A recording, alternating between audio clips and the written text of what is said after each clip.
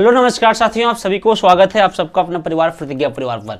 So guys, Lucent GK का series चल रहा था। हम लोग मेडवल इंडिया में बहुत कुछ पढ़ भी लिए थे और आज हम लोग पढ़ना है अध्याय 8 में सूफी आंदोलन के बारे में, सूफी मूवमेंट के बारे में।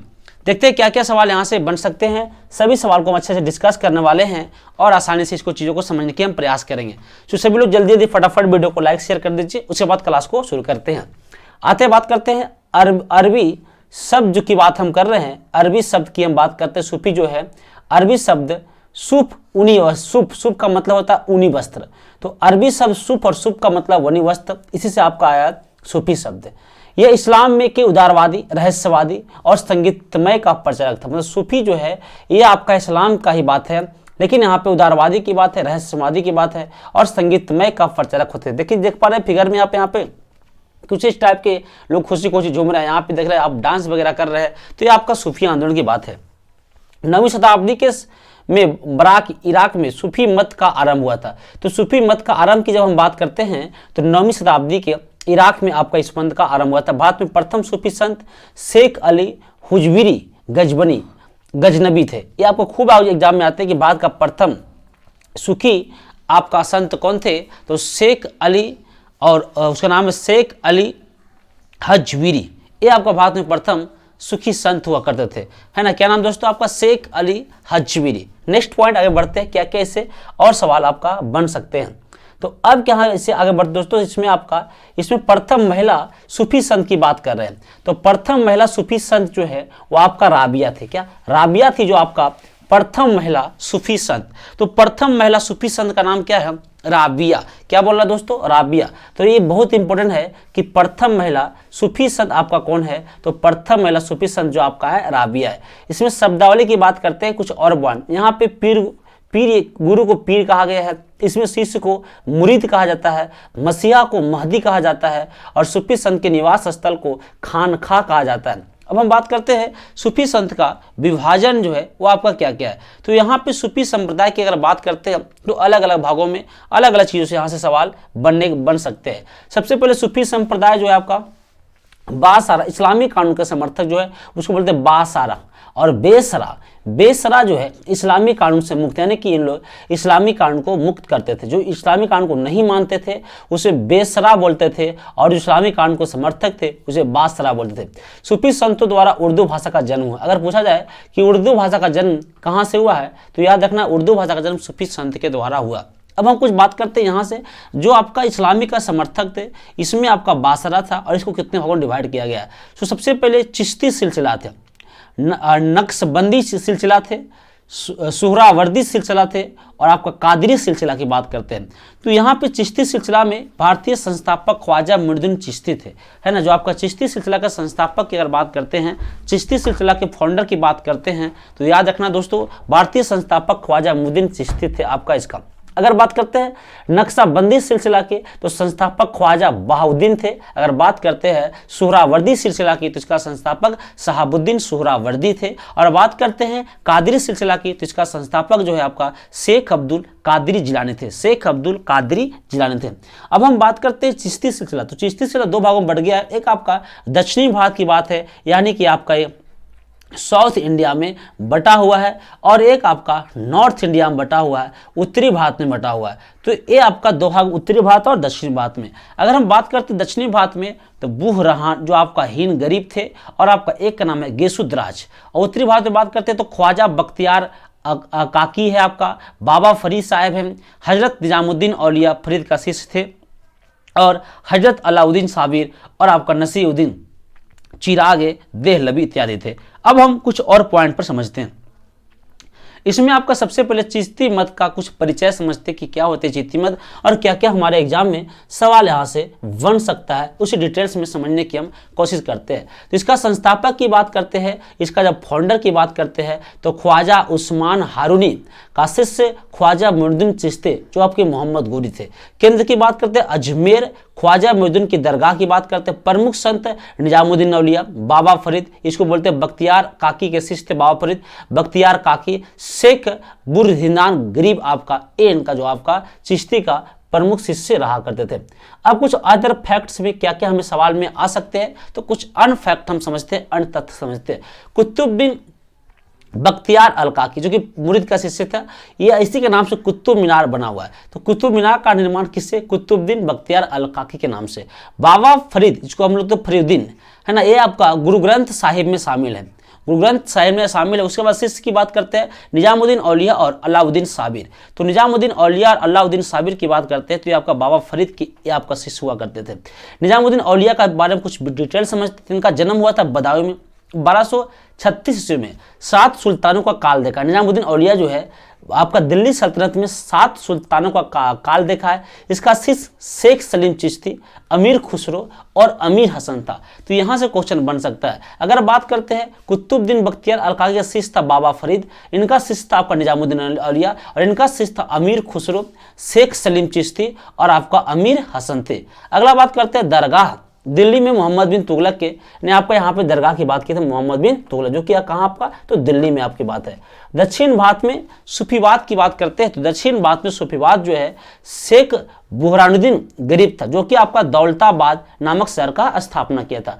शेख सलीम चिश्ती की बात करते हैं, चिश्ती संप्रदाय का अंतिम प्रमुख संत था। तो आपका चिश्ती संप्रदाय का अंतिम प्रमुख संत का नाम क्या है? तो आपका शेख सलीम चिश्ती। अकबर का समकालीन था। दरगाह इसका फतेहपुर सिकरी में इसका क्या था दोस्तों? तो याद रखना है फतेहपुर सिकरी में ये आपका इनका आपका है दरगाह की बात यहाँ पे कही गई है। अगला पॉइंट समझते हैं सुहरावर्दी संप्रदाय के बारे में। कौन संप्रदाय? सुहरावर्दी संप्रदाय की बात करते हैं तो इसका संस्थापक शिहाबुद्दीन सुहरावर्दी थे। तो आपका सुहरावर्दी का संस्थापक शेख शिहाबुद्दीन सुहरावर्दी थे। केंद्र सिंध व मुल्तान का क्षेत्र था। केंद्र जो आपका सिंध का था और किसका था? तो इसमें 2 केंद्र थे, सिंध थे और इनका केंद्र जो था वो आपका क्या था दोस्तों? मुल्तान था। प्रमुख संत की बात करते हैं, जलाउद्दीन तब्रिजी था इसका प्रमुख संत। सैयद सुर्ख जोश थे और आपका बुरहान था, आपका बुरहान इसका प्रमुख संत थे। चिश्ती के विपरीत में भव्य राजकीय संरक्षण थे। फिरोज शाह तुगलक ने सैयद जलाउद्दीन को शेख उल इस्लाम यानी प्रधान काजी बनाया था। तो फिरोज शाह ने आपका सैयद जलाउद्दीन को क्या बनाया था? शेख उल इस्लाम, इसको हम बोलते हैं प्रधान काजी। प्रधान काजी आपका फिरोज शाह तुगलक ने सैयद जलाउद्दीन को बनाने का काम किया था। अगला पॉइंट समझते हैं, यहाँ पर नेक्स्ट बात है, कुछ सीखने की कोशिश करते हैं। अदर फैक्ट इसका क्या क्या बन सकता है? अन फैक्ट जो इनका अदर फैक्ट इसका क्या क्या बन सकता है, बातों को समझते हैं। सिख अब्दुल्ला सातिर ने सातारी सिलसिले की स्थापना की थी। इसका मुख्य केंद्र आपका बिहार था। क्या? बिहार इसका मुख्य केंद्र था। कादरी धर्म संघ या सिलसिला की स्थापना सैयद अबुल कादिर अल जिलानी ने बगदाद में की थी। भारत में इस सिलसिला को प्रवर्तक मोहम्मद गौस था। इस सिलसिले के अनुयायी गाने बजाने के विरोधी थे।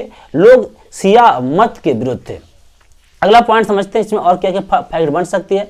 अब यहाँ पे बनता है राजकुमार दारा। क्या? राजकुमार दारा जो है शाहजहां का ज्येष्ठ पुत्र था। कादरी सिलसिला के मुल्ला शाह का शिष्य था। अगर पूछेगा राजकुमार दारा जो आपकी शाहजहां का बड़ा बेटा था वह किसका पुत्र था? तो कादरी सिलसिला मुल्ला शाह का पुत्र था। कादरी सिलसिला के मुल्ला शाह का क्या था दोस्तों? तो ये इनका पुत्र था। अब हम बात करते हैं कुछ नक्शबंदी सिलसिला के बारे में कि नक्शबंदी सिलसिला से हम क्या क्या फैक्ट को हम समझ सकते हैं। तो गाइस याद रखना, सबसे पहले नक्शबंदी सिलसिला के बारे में तो सबसे कट्टर सूफी सिलसिला था। तो सबसे कट्टर और सूफी सिलसिला को हम बोलते हैं नक्शबंदी सिलसिला। इसका संस्थापक की बात करते हैं ख्वाजा बहाउद्दीन जो है आपका इनका संस्थापक है। तो अगर हम बात करते हैं नक्शबंदी सिलसिला का फाउंडर के बारे में तो नक्शबंदी सिलसिला का संस्थापक है ख्वाजा बहाउद्दीन। क्या? ख्वाजा बहाउद्दीन। भरत ख्वाजा बाकी बिल्लाह जो आपका भरत और ख्वाजा बाकी बिल्लाह की बात करते हैं। संगीत के इन्होंने विरोधी थे। इसके अनुयायी की बात करते हैं, फॉलोअर की बात करते हैं तो बाबर इनका फॉलोअर थे और इनका फॉलोअर औरंगजेब थे। बाबर के गुरु का नाम अरहरार थे और औरंगजेब के गुरु का नाम है शेख मासूम। क्या? शेख मासूम जो है औरंगजेब की गुरु है और बाबर की गुरु के हम नाम बोलते हैं अहरार है। क्या? अहरार है। अगला पॉइंट करते हैं शेख अहमद सरहिंदी ने अकबर के दीन ए इलाही का विरोध किया था। तो अकबर के दीन इलाही का विरोध किसने किया था? शेख अहमद सरहिंदी ने। शेख अहमद सरहिंदी ने अकबर के दीन ए इलाही का क्या किया दोस्तों? विरोध किया था। संगीत के विकास में मोहम्मद गौस का योगदान निर्णायक रहा था। अगर हम बात करते हैं संगीत के विकास में किसका योगदान रहा था, तो मोहम्मद गौस का योगदान बहुत बड़ा रहा था। प्रसिद्ध संगीतज्ञ तानसेन, जो काफ़ी इंपॉर्टेंट भी है, तानसेन जो इसी के शिष्य थे, तानसेन ने ईरानी संगीत का शिक्षा प्राप्त किए थे। तो आपको याद रखना है तानसेन ने किस संगीत का शिक्षा प्राप्त किए थे, तो गाइस याद रखना है तानसेन ने ईरानी संगीत का जो आपका शिक्षा प्राप्त करने का काम कौन किया था, आपका तानसेन ने आपका किया था। अब यहाँ पे इसी में कुछ आपका सूफी आंदोलन के बाद एक अगला चैप्टर है, इसे हम बोलते हैं भक्ति आंदोलन, भक्ति मूवमेंट के बारे में। क्या क्या भक्ति आंदोलन से सवाल बन सकते हैं और क्या क्या यहाँ से सवाल आपके पूछे जा सकते हैं। अध्याय नंबर कितने की बात दोस्तों, तो याद रखना है अध्याय आपका 9 की बात है। और 9 की बात में हम किसकी बात कर रहे हैं, तो हम बात करते हैं ना भक्ति आंदोलन का। इसका इंट्रोडक्शन की बात करते हैं, इसका हम परिचय की बात करते हैं। तो भक्ति का प्रथम उल्लेख श्वेतांबर उपनिषद से मिलता है। तो याद रखना है भक्ति का प्रथम उपदेश कहाँ से मिलता है, श्वेतांबर उपनिषद से। हिंदू धर्म समाज सुधार हेतु मध्यकाल का धार्मिक आंदोलन की बात यहाँ पे कही गई। भक्ति आंदोलन जो है वो 2 भागों में बटा गया है, दक्षिणी भारत में और आपका उत्तरी भारत में भक्ति आंदोलन की बात कही गई है। दक्षिण भारत में 6ठी शताब्दी की बात है और उत्तरी भारत में 13वीं शताब्दी में आपका भक्ति आंदोलन की बात यहाँ पे किया गया है। अब बात करते हैं अलवायर व नयनार संत और सगुण और निर्गुण संत जो यहाँ पे थे। मुख्य रूप से अगर बात करते हैं दक्षिणी भारत में भक्ति आंदोलन में अलवायर व नयनार संत थे, और उत्तरी भारत में आपका सगुण और निर्गुण संत यहाँ पे देखने को हमें मिलता है। अब हम कुछ एक पॉइंट करके और समझ सकते हैं यहाँ पे भक्ति आंदोलन के बारे में, और हमें क्या क्या सवाल देखने को मिलेगा। फीचर ऑफ भक्ति मूवमेंट, सबसे पहले एक्सवाद थे। यहाँ पे क्या था दोस्तों, एक्सवाद थे, ईश्वर में विश्वास करते थे, ब्रह्मा आडंबरों का विरोध थे, वर्ण व्यवस्था का विरोध थे, मानव सेवा पर बल दिया था, स्थानीय भाषाओं में उपदेश दिया था, गुरु के महत्व में वृद्धि बताया था, आस्था और भक्ति पर उन्होंने बल देने का काम किया था। तो आस्था और भक्ति पर बल दिया था, गुरु के महत्व में वृद्धि बताया था, स्थानीय भाषाओं में उपदेश दिया था, मानव सेवा पर बल दिया था, वर्ण व्यवस्था का विरोध किया था, ब्रह्मा आडंबर का विरोध किया था, और एक्सवाद की बातें यहाँ पे करने को हमें मिल जाते हैं।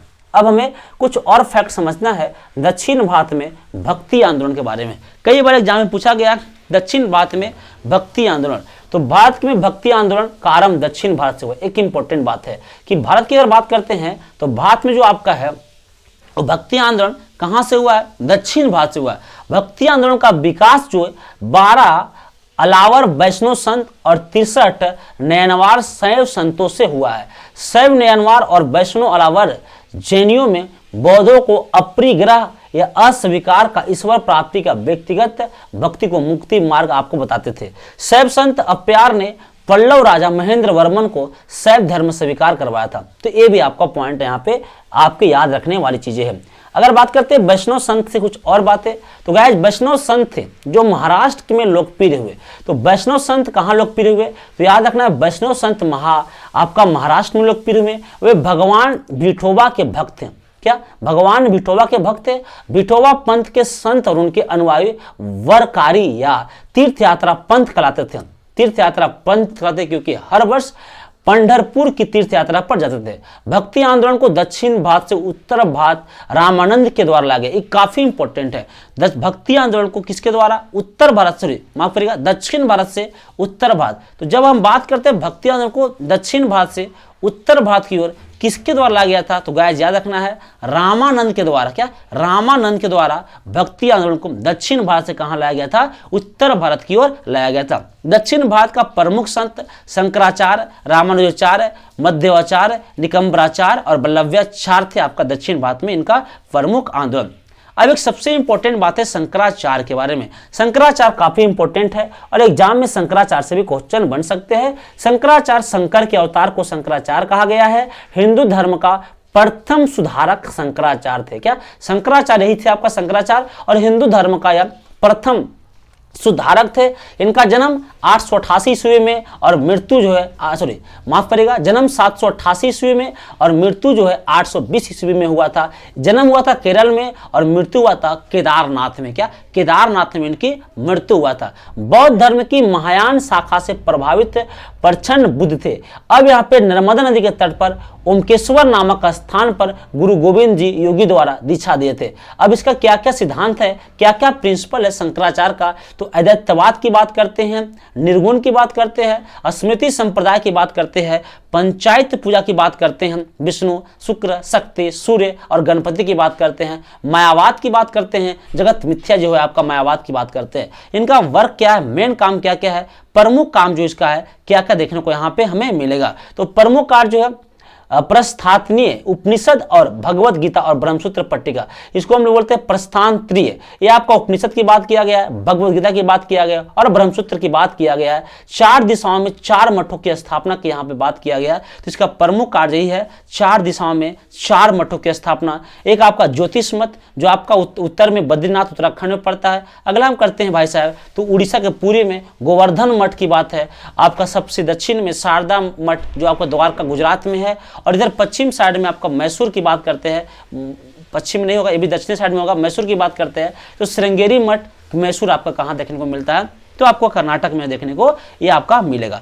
अब कुछ बात करते हैं रामानुजाचार्य के, कि आपका एक तो शंकराचार्य पढ़ लिए, अब हम पढ़ते हैं रामानुजाचार्य के बारे में। तो भक्ति आंदोलन का प्रथम संत विष्णु के अवतार थे, है ना। तो भक्ति आंदोलन का प्रथम संत की बात करते हैं और विष्णु की अवतार की बात करते हैं, रामानुजाचार्य की हम बात करते हैं। जन्म हुआ था पेरुरंबर मद्रास 1017 ईस्वी में। गुरु का नाम था यादव प्रकाश। क्या यादव प्रकाश जो आपका रामानुज गुरु का नाम है। सिद्धांत की बात करते हैं तो इसमें सगुण की बात कहा गया है, विशिष्ट द्वैतवाद की बात किया गया या मायावाद की खंडन की बात किया गया, संप्रदाय जो सूर्य संप्रदाय की यहाँ पे बात करने को हमें मिलता है। कुछ और पॉइंट यहाँ पे देखते हैं। विशिष्ट द्वैतवाद की में इसके अनुसार यद्यपि जगत और जीवात्मा दोनों कार्य ब्रह्मा से भिन्न है, फिर भी वे ब्रह्मा को अद्भुत है और ब्रह्मा उसी प्रकार के संबंध है जैसा कि किरणों का सूर्य है, अतः ब्रह्मा एक होने पर भी अनेक है। अगला पॉइंट समझते हैं रामानंद के बारे में। क्या रामानंद क्या क्या सवाल यहाँ से बन सकता है, तो गाइस रामानंद के बारे में समझने की कोशिश करते हैं। भक्ति आंदोलन को दक्षिण भारत से उत्तर भारत लाने का श्रेय, हम वहाँ पे बढ़ाए थे कि दक्षिण भारत से उत्तर भारत लाने का श्रेय जो है रामानंद को जाता है, रामानंद को जाता है। जन्म हुआ था 1299 प्रयाग यूपी में हुआ था। राम और सीता का उपासक थे। तो एक बात फिर से याद रखना है कि रामानंद किसका उपासक थे, तो याद रखना दोस्तों रामानंद जो है राम और सीता के उपासक थे। इनके 12 शिष्य थे, सभी शिष्य इनके याद नहीं याद रखना है। इसमें रैदास और कबीर काफी इंपॉर्टेंट थे। तो रामानंद के मुख्य 2 शिष्य के आपको याद रखना है नाम। मुख्य कितना शिष्य के नाम याद रखना है, तो मुख्य 2 शिष्य के नाम याद रखना है। रामानंद के मुख्य 2 शिष्य हुए थे। एक का नाम है रैदास, क्या नाम है, रैदास नाम है, दूसरा का नाम है आपका कबीर। तो रैदास और कबीर जो है रामानंद के 2 शिष्य थे। क्या क्या दोस्तों, रैदास और कबीर। तो फिर से याद रखना है रैदास कबीर रामानंद के 2 शिष्य हुए थे। फिर से बोलना क्या क्या, रैदास थे और आपका कबीर थे। पद्मावती थे, सुरसी, घन्ना और आपका सेन पीपा, ये सेना पीपा, ये आपका रामानंद के क्या हुए थे, आपको शिष्य हुए थे। अगला बात करते हैं कबीर दास के बारे में, है ना। किसके बारे में बात करते हैं, तो बात करते हैं हम लोग कबीर दास के बारे में कि कबीर दास से क्या क्या क्वेश्चन बन सकते हैं। तो सबसे पहले कबीर दास निर्गुण संत थे। निर्गुण संत, जन्म हुआ था 1440 में, वाराणसी में इनका जन्म हुआ था। मृत्यु 1510 में मगहर में हुआ था। सिकंदर लोधी का समकालीन हुआ करता था। शिष्यों ने उनकी वाणियों का आग्रह या बीजक नाम के ग्रंथ में किया था, जिसके 3 भाग थे, साखी, शबद और आपका रैमैनी। इनकी भाषा मिश्रित थी, ब्रज भाषा अवधि में और आज का आपका राजस्थानी भाषा थे। तो ये आपका कुछ रामानंद से कुछ पॉइंट बन सकते हैं। अगला एक पॉइंट और है दादू दयाल। क्या नाम है, दादू दयाल का जन्म गुजरात के अहमदाबाद में हुआ था। कबीर के अनुयायी थे, ब्रहा संप्रदाय की स्थापना की थी। अकबर ने फतेहपुर सिकरी में इसको बुलाया था। निपक नामक आंदोलन की शुरुआत किए थे। प्रमुख शिष्य सुंदर दास थे। क्या प्रमुख शिष्य इसका जो आपका है सुंदर दास है। एक आपका मीराबाई, क्या नाम है, मीराबाई के बात याद रखें दोस्तों। मीराबाई से क्या क्या सवाल बन सकते हैं। इसका जन्म 1498 में मेरता जिला चौकरी गांव में हुआ था। मृत्यु 1546 में। पिता का नाम रतन सिंह राठौर, पति का नाम भोजराय। क्या भोजराय कृष्ण के उपासक थे। अब एक और है जिसका नाम है रैदास। रैदास से क्या बनते हैं, रामानंद के 12 शिष्यों में से एक शिष्य इंपॉर्टेंट रैदास थे। रायदासी संप्रदाय से थे। इनका गुरु का नाम था मीराबाई के गुरु थे। मीराबाई का गुरु थे, मतलब इनका शिष्य जो था वो आपका मीराबाई था। अगर बात करते हैं तुलसीदास का, तो तुलसीदास का जन्म जो हुआ था 1532 में राजापुरा गांव के बांदा जिला उत्तर प्रदेश में हुआ था। अकबर और मेवाड़ शासक राणा प्रताप के समकालीन थे। प्रमुख रचनाएं। तो बहुत इंपॉर्टेंट है तुलसीदास के प्रमुख है रामचरितमानस, ये काफी इंपॉर्टेंट है। रामचरितमानस अगर नहीं पूछे एग्जाम में तो कुछ पूछा ही नहीं। आपका दोहावली, क्या दोहावली, तो दो को याद रखना है, रामचरितमानस, दोहावली, कवितावली, क्या कवितावली, पार्वती विवाह, 4 को याद रखना है, रामचरितमानस, दोहावाली, कवितावाली, पार्वती विवाह। सीता विवाह, क्या सीता विवाह, विनय पत्रिका, हनुमान चालीसा, तो याद रखना सीता विवाह, विनय पत्रिका, हनुमान चालीसा, ये जो आपके इनका जो आपका तुलसीदास के आपका कुछ ग्रंथ है। अगला पॉइंट समझते हैं सूरदास में। इनका जन्म 1478 यूपी में हुआ था। वल्लभाचार्य के शिष्य थे। पुष्टि मार्ग का ये जहाज का बात किए थे। प्रमुख रचनाएं है सूर सागर, साहित्य लहरी, सूर सरावली, इनका प्रमुख रचनाएं आपका सूरदास के प्रमुख रचनाएं। चैतन्य महाप्रभु की बात अगर हम करते हैं तो चैतन्य महाप्रभु बंगाल में भक्ति आंदोलन का प्रवर्तक थे। कई बार बीपीएससी से एग्जाम में पूछा गया है कि बंगाल में भक्ति आंदोलन का प्रवर्तक कौन थे? चैतन्य महाप्रभु। चैतन्य महाप्रभु बंगाल में भक्ति आंदोलन का प्रवर्तक रहे थे। नाम था इनका चैतन्य महाप्रभु। यह कृष्ण के भक्ति थे, है ना, कृष्ण का भक्ति थे। चैतन्य मूर्ति पूजा, अवतारवाद को महत्व दिया था। तो मूर्ति पूजा या अवतारवाद को महत्व चैतन्य दिया था। गोसाई संघ की स्थापना किया था।